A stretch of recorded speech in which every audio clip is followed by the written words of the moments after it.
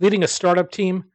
Whether you're delivering a sugar rush, stocking coffee, or getting a regular delivery of snacks, Office Depot has solutions that fit every startup culture, from getting those first business cards and stationery to ordering fleece pullovers with your new logo. To learn how Office Depot and the California Technology Council have partnered to bring you savings on all of these startup essentials and more, go to californiatechnology.org/member benefits. I'm Daniel Levine, and this is the Bio Report.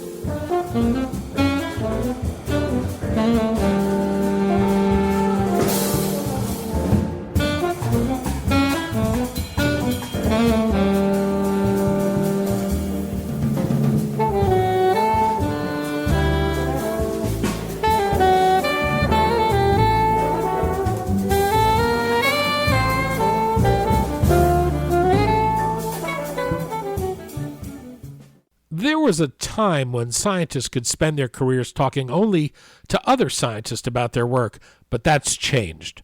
Whether it's the current funding climate, the need to understand complex scientific issues underlying public policy debates, or opportunities to fund translational work and commercialize important discoveries, scientists are increasingly being tasked with addressing lay audiences. In championing science, communicating your ideas to decision makers, the husband and wife team of Roger and Amy Aines offer a detailed guide for scientists on how to communicate effectively with non-scientists. Roger Aines is chief scientist of the energy program at Lawrence Livermore National Lab, and Amy Aines is CEO of Damianakes Communications. Each bring their professional experience to the book. We spoke to the duo about their book, why it's needed, and why they believe scientists not only need to learn how to communicate their ideas, but to compel action and change the world for the better.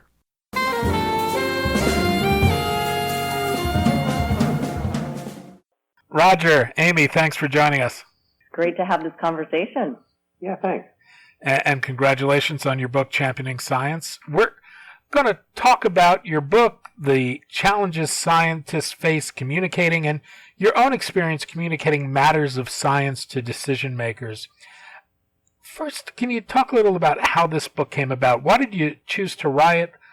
What need were you trying to address? Well, the book was Roger's idea, and he pitched it to me on a car ride down to visit my parents. And the more he talked about what he'd witnessed, the more I said, you know, I've seen the very same thing. Now, I spent a lot of time helping young scientists, basically do a better job presenting their ideas, and I've watched a great number of bad presentations, and I thought most people would benefit from a very small amount of advice, and I thought, why not write it down? Many scientists, when they decide to pursue a career in science, may never consider that they need to speak to venture capitalists or policymakers or the general public. Has something changed about society or science or something else to change the demands on scientists to make these types of presentations? Well, yeah, I think something very positive has happened. That is that people have learned that outside of government science, there are a great number of remarkable things that can be accomplished, and the venture capital funded activities are a really great example of that, particularly around medicines and technological advances. People have learned that you don't have to stay inside the bounds of pure government-funded science in order to make a difference. Scientists are often in the position of having to talk about complex ideas to audiences that may have no formal training in science whatsoever. How good a job do you think they generally do in this regard? Well, they don't do very well. Scientists have a problem with a thing that we call paradigm, and that comes from Thomas Kuhn's definition of it. And basically what a paradigm is all the knowledge that goes into your scientific field. And that's all in your head, and it makes you think differently than other people who don't have that knowledge in their head. And it's very hard to understand that other people don't know what you know. And so when scientists start talking, they tend to start where they are instead of where their audience is. And of course, then the audience is lost.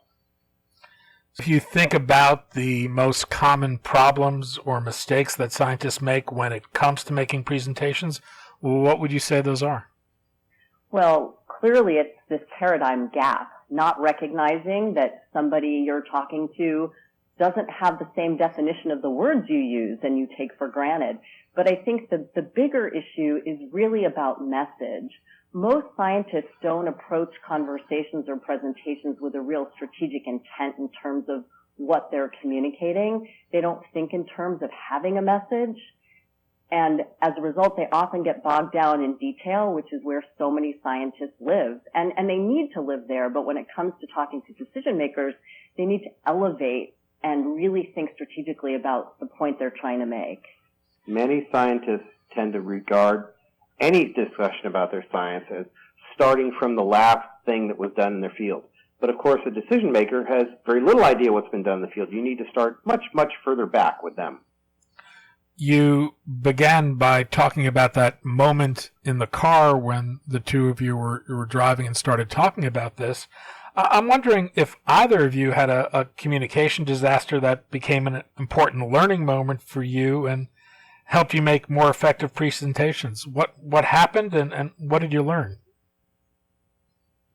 Well, we witnessed communications disasters for sure. You know, I saw my share of technologists get really tripped up over details, and, you know, I could watch as the people they were talking to just kind of glazed over. I also spent a number of years doing media relations work, and I would often ask clarifying questions and pretend as though I didn't understand what my scientists had said so that I didn't put them off, and I made sure the reporter got to hear something that they could understand. You know, one of the things that I learned early on is that many times the decision maker is going to go along with you right away. They're going to, you know, the first 2 minutes they're going to be engaged and they're going to want what you're talking about. And the lesson that I learned from that is when you get what you want, stop talking. Just because you prepared 30 slides doesn't mean you have to show them. You can talk about what the decision maker wants to get done. Let me ask you something else. I know there's a story in the book that you talk about your own experience, Roger, when you're talking about climate change. How important is it to understand the audience you're presenting to when you set out to make a presentation? Well, it's super important. And one of the lessons around climate change is that many people have different expectations. Even if you're a firm supporter of technology to deal with climate change, you have different approaches to which technologies you think are interesting. And of course, there are many people in the country who have different opinions about the importance of climate change. And one of our favorite climate heroes is Catherine Hayhoe from Texas Tech. And she teaches us to start where the audience is. Find something that you share with the audience that you can talk about. If you're talking to business leaders, talk about jobs. In her case, she's Christian, and she talks a lot about the importance of family and you know, basically the future impact and taking care of the world as a Christian. So that's really the central thing, is to find something you both share and start from there rather than just launching and discovering that you have a big gulf in between you at some later point.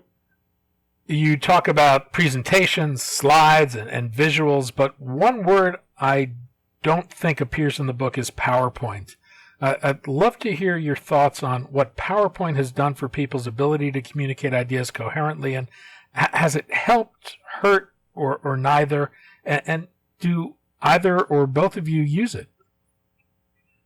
We both use it all the time, and I think one of the major problems with PowerPoint is that it encourages complexity. It encourages you to start with many, many things and to keep adding things and to keep adding little purple waves and multiple graphs and extra pictures and transitions that go zooming in and out. And these things detract from your message. They distract from the important things you're trying to transmit. And you have to remember that in any kind of a presentation, you're going to get at most 3 things that somebody's going to remember. And you can have a lot of points that help prepare and support those 3 things. But if you have more than 3 main things, people aren't going to remember them. And PowerPoint just encourages you to have 100 things. Roger, you were trained as a scientist. Were you ever taught in your formal training to make a presentation to a lay audience? Was that part of science education today? Well, gee, I wasn't educated today, but thank you for the compliment.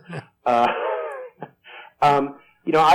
was never taught to talk to a lay audience. We were a little unusual at Caltech. We had a formal course in presentations that were intended to be scientific presentations, and what Amy and I have discovered in the course of our book research is that's actually rare even today to even teach scientists how to make scientific presentations, let alone to a less informed public. Yeah, one of the reasons that we focused on communicating with decision makers is that there has been a fair amount said to help scientists understand how to talk to the press, how to talk to the general public, but no one's really sat down and said, how do you talk to the people who can advance your work? What sorts of things do they need to know and need to hear? And, we see a real curriculum gap there. And what's been really interesting, Danny, is that there are several organizations around the country and individuals who are trying to take up the charge. Some of them are professors. Some of them, like the Alan Alda Center out of Stony Brook, are doing some great work to try to help scientists and physicians learn how to be more effective communicators. One of the things you talk about is the importance of building trust with the audience. Why does this matter, and how does someone do this in what might be a 15, 20-minute presentation? Well, trust and credibility matter a lot, especially when you're talking to a decision maker, because they have to not only understand you and be inspired by what you're asking them to support, but they've got to believe you. And that stems from being seen as trustworthy and credible. And there are a number of things a speaker can do. Everything from your having a confident posture as you're standing or sitting in front of somebody, to learning how to integrate bits and pieces of story into the way you communicate so that you help somebody see your experience. You don't do it in a bold, brazen kind of way. You come across humble, but you say things like, in the 10 years I was out in the field, I saw this happen very often. Little bits and pieces that reinforce the fact that you've been in these trenches. You have both the capability and you've gotten the results, and you also have the character and the integrity to do the work. And that shows up when you demonstrate to people that you share common cause, that your intention is around doing what's best for the people involved. And, when we talk to scientists about communicating with decision makers, we say the most important thing to do is talk about impact. Not so much what your science is or how you're going to do it, but the impact that it's going to make. So all of those things come together and create a montage as you're communicating. And in 20 minutes, you can do a number of really powerful things to start to build trust. And I spend a lot of time talking with policymakers and legislators and people who don't really know very much about what I'm going to bring to them to begin with. And often they'll have some, important question they ask about it. And one of the best ways to build credibility is not to say, well, my topic is the best possible answer to your question. It's terrific to be able to say, well, there's Professor X that, knows a lot more about that, or has a great technology, or has a great approach to that. And the minute you speak up for somebody else in an audience like that, you build credibility. Your book is comprehensive. It's got lots of sound advice, but there's a fundamental point of language about the way you talk about what you're teaching here that I'd like to get your thoughts on. The title is Championing Science. You don't just want to teach scientists to be more effective communicators, but to actually to be champions of science. In your own words, to compel action and change the world for the better. Why is that? Well, that's why I am a scientist, and I think it's why a lot of people are scientists. They enjoy science, but they do it because they feel a higher calling. They want to make the world a better place. And I think every scientist has the potential to make an impact. And that's one of the reasons we're so interested in helping people communicate their ideas clearly, so that, you never know where the next breakthrough is going to come from. And, if people don't get a chance to to convey their ideas to decision makers well, then, their ideas could get passed over. Well, we're at a strange time in history with the public's view towards facts and science. We have climate change deniers, flat earthers, creationists, anti-vaxxers, and people who believe the moon landing was faked. Some of this might seem laughable, but this has big consequences. Do scientists have a responsibility to communicate to non-scientists? They absolutely do. And that kind of communication is surprisingly well received. People don't get it. Every time I ride in a taxi, I ask the taxi driver about climate change. Why? Because they've never talked to a climate scientist before. They're likely to be influenced by what I say. And I think that the more people that talk about these things, the more believable it is, because there are non-scientists out there who are more than willing to talk about things they have no knowledge about at all. Yeah, the voice of scientists is really essential, and I see it as a huge opportunity to make sure that more and more people are informed and they get fact-based understanding of the issues that we face in our world, because there are many of them.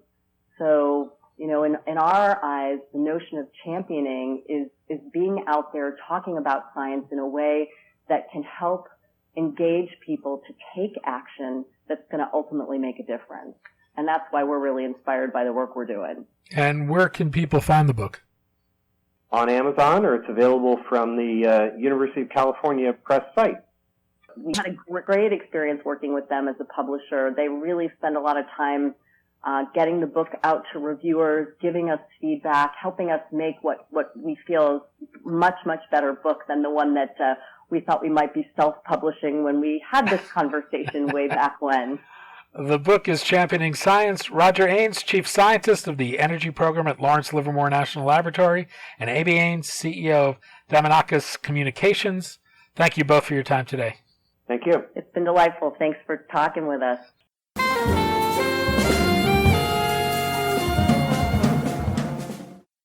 Thanks for listening. The Bio Report is a production of the Levine Media Group. To automatically download this podcast each week, subscribe to our RSS feed or through iTunes or other podcast manager. To join our mailing list, go to levinemediagroup.com. We'd love to hear from you. If you want to drop us a line or are interested in sponsoring this podcast, send email to danny@levinemediagroup.com. Special thanks to Jonah Levine, who composed our theme music, and the Jonah Levine Collective, which performs it.